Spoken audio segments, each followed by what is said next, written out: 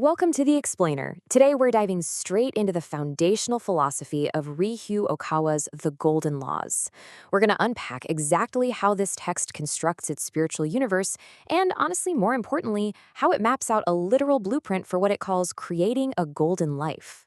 Now, the core premise we're looking at here is pretty wild, but it's actually deeply practical. The idea is that understanding the hidden mechanics of our universe can completely transform your everyday existence. It's all about how the text bridges the gap between the physical reality we see around us and this massive unseen spiritual dimension. To get there, we're going to follow a path from the micro to the macro. We'll start with turning time into gold, then the secrets of the thought zone, a shining golden future, true self-realization, the bridge of love, and finally, the glorious goal. So let's jump right into section 1, turning time into gold. While wealth, status, and even health vary wildly from person to person, the absolute truth in time is that the 24-hour day is ruthlessly equal for all of us. The text makes a really sharp comparison here. Think about it. You can borrow money, right? You can stick it in a bank, and it might even earn some interest and grow. But time just flows away like sand in an hourglass, whether we're actively paying attention to it or not.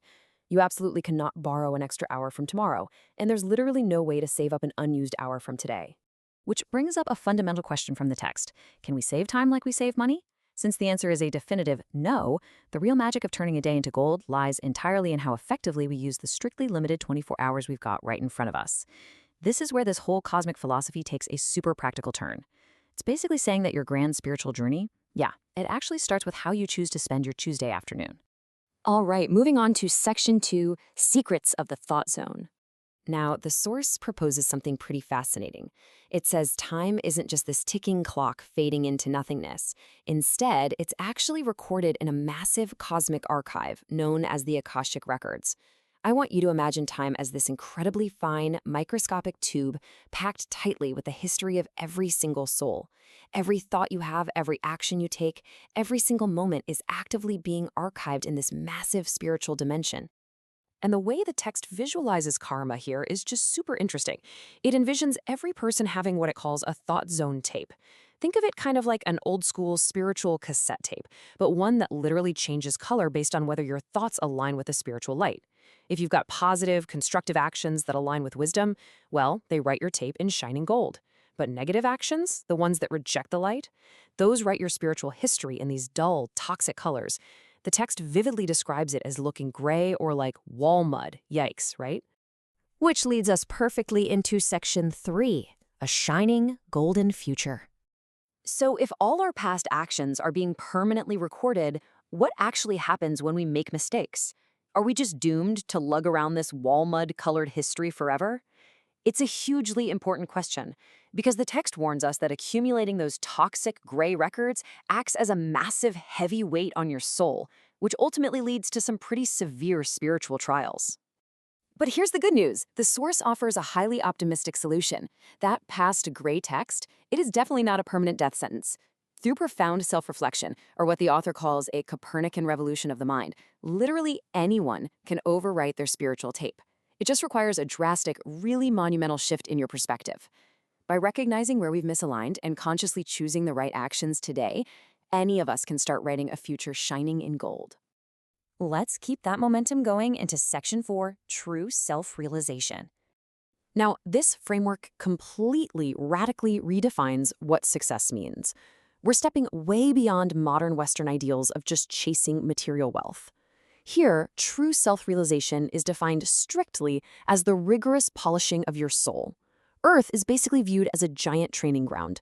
That means even our mundane daily jobs should be viewed through the right view of work, seeing them as literal opportunities for upward spiritual progress rather than just a way to grab some selfish material gain. In fact, pursuing worldly success at the expense of other people actively hinders your true self-realization. And that brings us to section 5, a bridge of love. In this philosophy, love isn't treated as just a fleeting emotion. It's actually a developmental ladder, and it requires a total mindset shift to climb these rungs. You generally start at the basic human level, the love that loves those closest to you. But then, you expand that into the love that nurtures others, helping them grow. As you continue to spiritually evolve, you reach the love that forgives, letting go of even deep wrongs. And finally, the highest ideal is the love that exists, where you are literally embodying love as a pure state of being, just radiating it effortlessly, kind of like the sun. Okay, moving to our final phase, Section 6, Towards the Glorious Goal. The text firmly, and I mean firmly, rejects the cynical idea that humans are just wandering aimlessly through history like a bunch of ants on a rock. Instead, it insists we are on a guided path toward immortality and eternity. We are constantly given these incredible chances for spiritual revival.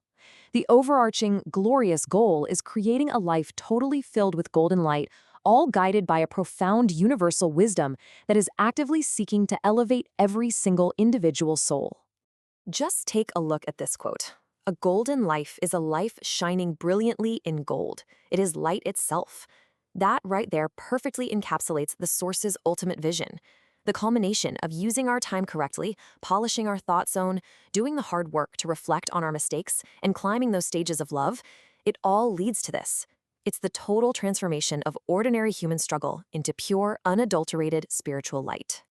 So, taking all of this massive cosmic philosophy into account, we are brought right back to the very practical reality we started with.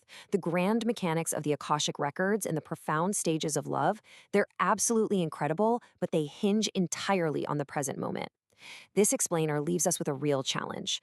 Knowing that the sand is falling through your hourglass right at this very second, how will you choose to spend your strictly limited 24 hours today? Will you use them to manifest the miracles of life and start painting your own tape in gold? Something to think about.